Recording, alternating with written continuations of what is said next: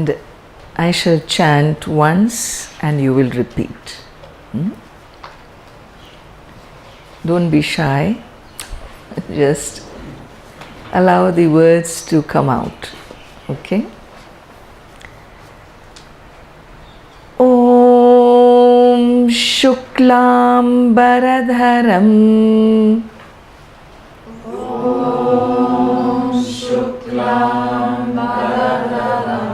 Vishnum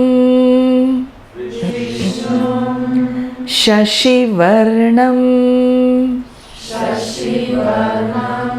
Chaturbhujam Prasannavadanam Dhyayet Sarva Vighnopashantaye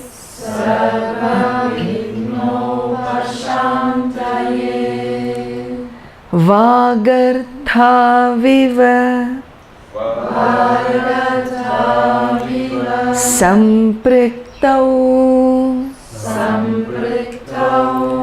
Vagartha Pratipattaye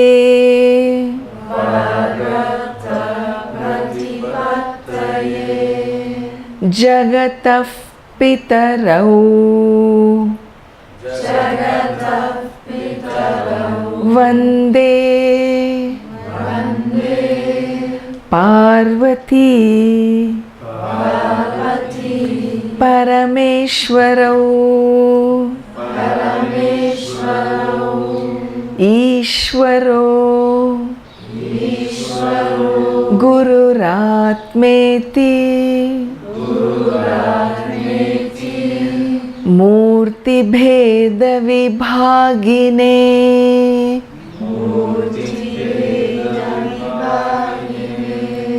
Vyomavad Vyapta Dehaya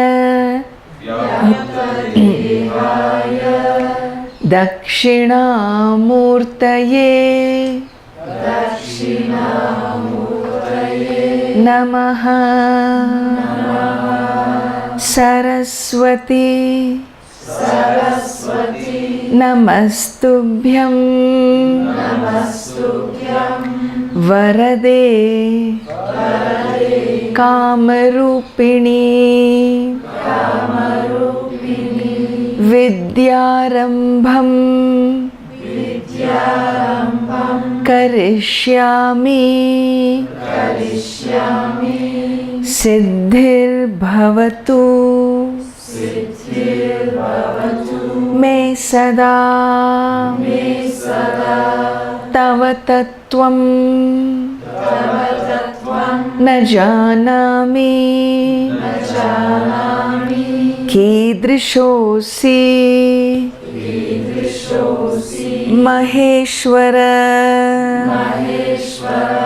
Yadrishosi Mahadeva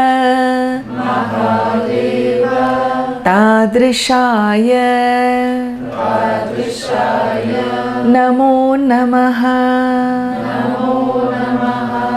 Om Shanti Shanti Shanti Om Shanti Shanti Shanti.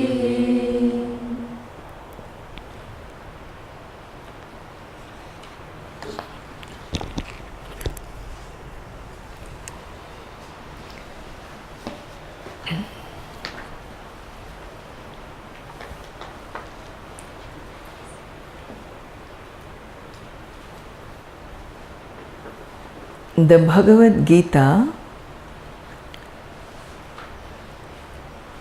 has two words, Bhagavad Gita. These two words are in the Sanskrit language.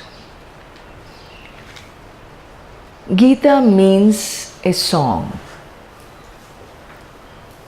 Bhagavat means the Lord's. It's a sixth case. the possessive case, the Lord's song. The song of the Lord. Lord's song means the song of the Lord. And when we look at the meaning, the song of the Lord would normally mean a song authored by the Lord, given by the Lord. And that is the right meaning. That's the first meaning of Bhagavad Gita. The song given by Lord, by the Divine. But I thought it was given by Mr. Krishna. It was given by Lord Krishna, not Mr. Krishna. It is given by the Divine when we say the divinity which had incarnated in a human form is not Mr. Krishna anymore, he is Lord Krishna. A song given by Lord Krishna. The second meaning of Bhagavad Gita is a song whose subject matter is the Lord. It's a song whose subject matter, the whole book. What is the subject matter of the Gita? The Lord. Oh, I thought I was studying the Gita for my sake, to know me, to know who I am. I'm not interested in the Divine, I am interested in me. Fortunately or unfortunately for you, to know yourself is to know the Divine. There is a master equation here. It's called the King of Knowledge, the chapter that you are to study this week is called Raja Vidya, the King of all knowledge. It is also called Raja Guhyam, the King of all secrets. Secrets. We have many secrets in the universe, and this one beats them all. Hands down. You will never figure it out, no matter how many births you take, how many billions of dollars you spend on your research. Humanity can never figure out this one. It is the highest secret of the universe. And this chapter unlocks a very special gift. That's to say the least. I fall short of words here. Really, I'm going to get a master secret, the King of all knowledge. And in the entire 18 chapters of the Gita, this chapter is titled so. So you are here for quite a ride. You are here for quite a journey. Whether we know it or not, there is a master plan in it all, There is a larger blueprint which is opening up to unravel the secret of all secrets. The chapter of the Gita, before I enter into this 9th chapter, I need to give you a background, excuse me, of what happened in the earlier chapters. You need to know where it all began. Well, it began as any ordinary beginning of any human life. A moment, a weak moment that overwhelms us in living our life, and this overwhelmed situation, when it doesn't permit you to move forward, it freezes the soul, freezes your system. Looks like there is no way to turn, no place to turn. Any choice I make is a wrong choice. Anything I touch collapses. I don't know if you have experienced anything like that. But if you haven't, don't worry, you will. At least once in life we all go through. It's based on a planetary cycle in the universe. No one escapes such moments. And those are the moments which are the golden moments of transformations, possible transformation. Well, one such golden moment caught the heart of a great prince, a great warrior, a powerful royal family in this land, the kingdom of Hastinapura. Historically dated over 5,000 years ago, this particular episode took place only 5,000 years ago. Okay. India, everything begins with 1,000 years. Okay. We don't speak anything less than that, except a few wooden houses here and there, 500, 600, 400 years old. Such an ancient land. Such an ancient civilization. I am myself amazed. How can it be so ancient and yet be so new? How can it serve a wisdom that people all over the world can own it up? Unless it's really, really organic to a human life. And so here is an episode wherein within the family, a typical soap, a serial episode, where in this royal family there are these cousins fighting for the throne. One group are the Pandavas, the sons of King Pandu, and the other side is their first cousin, Pandu's older brother's children. They are known as Kauravas.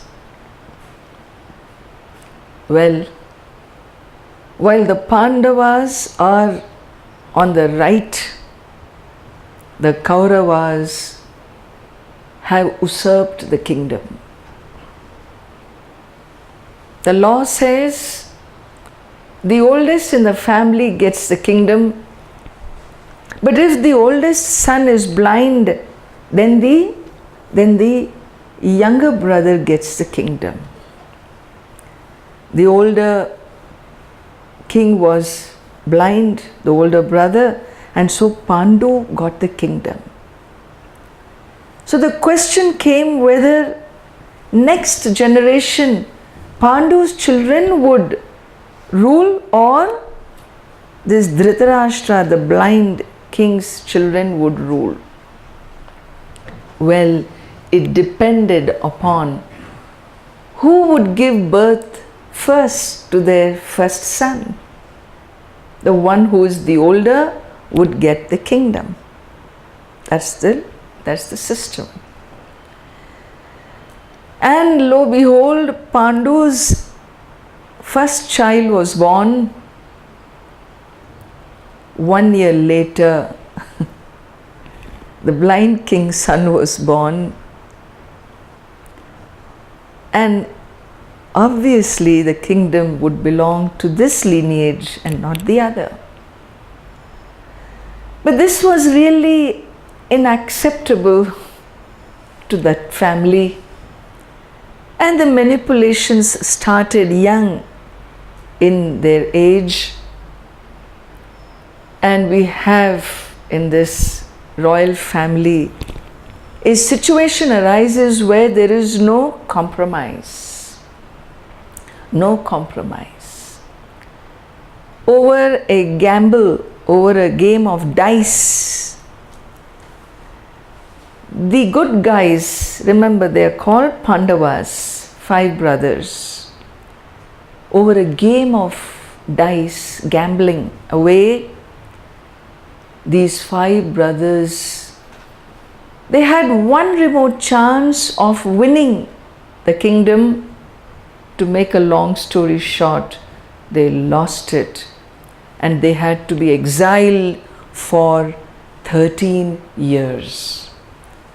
12 years in the forest and 13th year incognito. Incognito means nobody should know where they are. If they are discovered in the 13th year, they have to go back to the forest for 12 more years. What a deal. Terrible. Nothing worse than this. Well, the first 12 years was over. 13th year incognito, incidentally, they came to the Himalayas. You know, when you crossed the Uttarkashi, you came into a tunnel. You remember? You went through a tunnel. That hill, that huge mountain, we will see later on, that is called Varnavrat Parvat. It is in that mountain they went incognito. There are amazing stories of the Pandavas moving in the Himalayas. Amazing. They are not just stories, they are part of the living culture of the villages of this land from those days. And these Pandavas were here and they escaped. In the last moment, they were discovered. And they were discovered, and before they were chased, Bhima, one of the big brothers, he built a tunnel inside the mountain, drilled a tunnel and came out in one portion of this section of Uttarkashi called Laksheshwar. And there is a Lord Shiva there, Laksheshwar Mahadev. And it is said the Pandavas escaped, came out of that tunnel and came out to Lord Shiva's form and worshipped at that temple. That temple still exists. This is a land where myth, mythology, ancient history also comes alive. And they escaped, and now the time was up. The next thing to do was return to the kingdom and claim what was duly theirs. and they came back in full force, waited on the outskirts and sent their, what do you call, emissary, their emissary to declare, to return the kingdom. The emissary was none other than Lord Krishna. He goes there and asks, time is up, you have occupied this throne wrongly for 13 long years. Now the prince is here, he has to be coronated, the family is back. And the family occupying the kingdom tell them, no way. We don't give you this kingdom. This is ours. We have ruled it for 13 years, it's not yours. And Lord Krishna tells them, as a messenger from the Pandavas, knowing their spirit, committed to truth as they were, listen, give them back their kingdom. No. Okay, you keep half the kingdom, give them half. Nothing doing. Don't do this.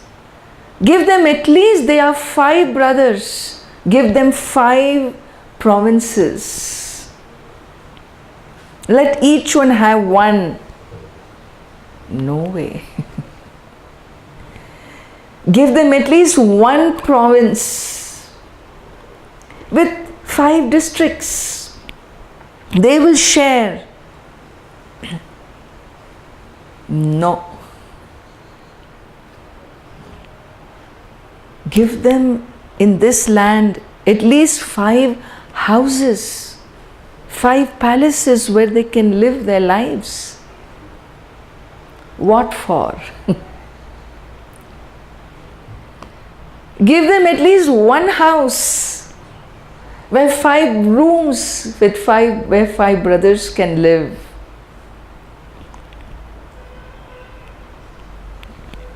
O messenger, go back and tell them they do not have even 1 inch of a land where they can place 1 toe.